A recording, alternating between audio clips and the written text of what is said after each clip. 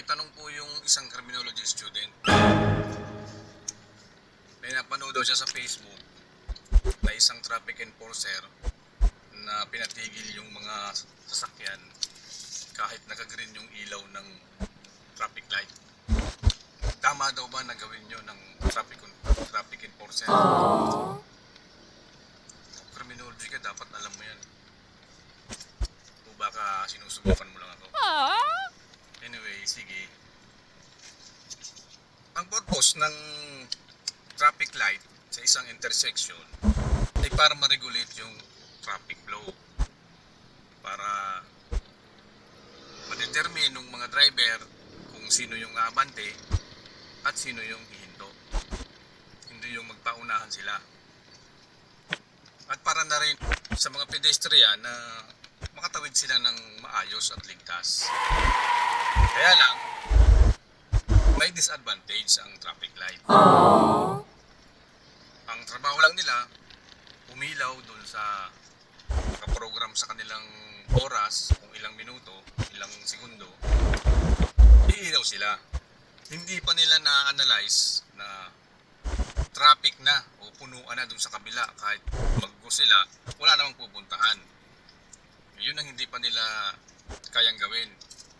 Hindi naman kasi sila nilagyan ng isip para ma-determine kung puno na ba o huwag muna nilang paabantihin yung sasakyan. At doon napapasok yung sagot sa tanong mo na pwede bang patigilin ng traffic enforcer ang mga sasakyan kahit naka-green ang ilaw ng traffic light. Ang sagot doon, pwede. Pwede nilang gawin yun. Kasi nga, alam mo naman tayo mga Pinoy, kahit na alam nilang siksika na, traffic na, dun sa tatawiran nilang kalsada, wapakils pa rin yung mga yan. Didiretso at didiretso yan. Tapos, itigil din sila dun sa gitna. Babaran na kasi nga wala namang masisingitan. Tapos, maguguna naman yung kabilang linya, maghaharang-harang na sila dun sa gitna, magbabara-bara na. Kaya, patitigilin talaga sila ng traffic enforcer. Kaayusin niya yung daloy ng traffic. Sa Manila kasi, may sensor na yung traffic light. Kaya lang, sensor lang yun na ma-detect niya ang volume ng sasakyan kung marami ba o konti para nakakapag-adjust yung oras niya. May sarili na siyang adjustment ng time.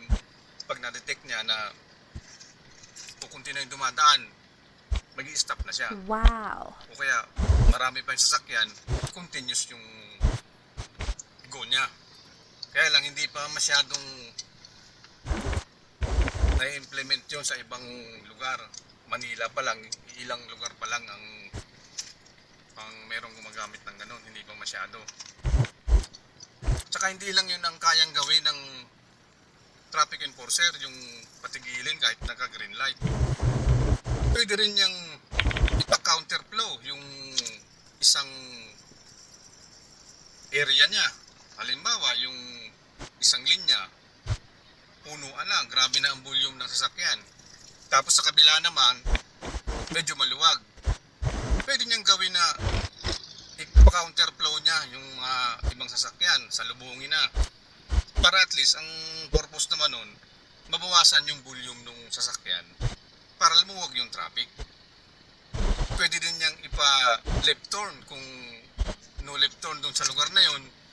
Pwede niyong gawin yun para din mabawasan yung mga makakasiksik pa o makakaharang pa dun sa mga wala namang masisiksikan.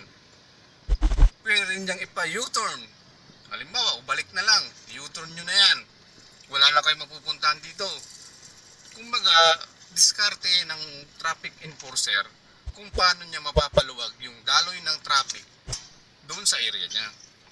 Hindi yun, hindi bawal yun o wala siyang ginagawang labag sa batas ng traffic kung sakaling ginagawa na yun. Okay lang yun.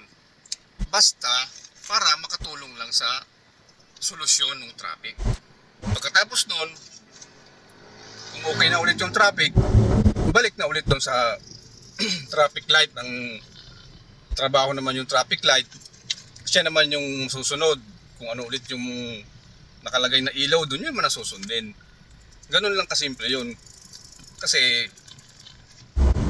ang problema kasi sa ating mga Pinoy, yun nga, disiplina. Hanggang ngayon, wala pa rin tayong disiplina. Kahit naman alam natin na masikip na, makakita lang ng konting bakante, pipilit at pipilit na isiksik yung sasakyan nila kahit hindi na kaya. Tsaka ang masakit doon, yung ipagsiksikan mo ang sarili mo sa taong ayaw naman sa'yo. Tapos pag nakita mong may kasama siyang iba, magsiselos ka kahit hindi naman kayo. Kaya ganun lang. Kung ano lang yung tama, yun ang gawin natin. Kung alam naman natin na makakatulong naman na masolve yung traffic, mabawasan yung traffic dun sa lugar, sumunod na lang tayo. Huwag na natin kontrahin yung mga traffic enforcer na sigawan natin, murahin, bastusin. Trabaho nila yun, alam nila ginagawa nila. Kaya na natin yung iba na gumagawa ng, sabi nga, kung ano man ang ginagawa nila, iba yun. Pero mas marami pa rin ang gumagawa ng trabaho nilang mga traffic enforcer. Kaya wag natin silang i-bash o murang-murahin o hiyain sa kalsada. Sana naintindihan mo yung sagot ko doon sa tanong mo at may naintindihan ka doon sa mga pinagsasabi ko kahit konti. Tulad ng dati, mag-iingat po tayong lahat dahil ang gusto ng pulis, ligtas ka.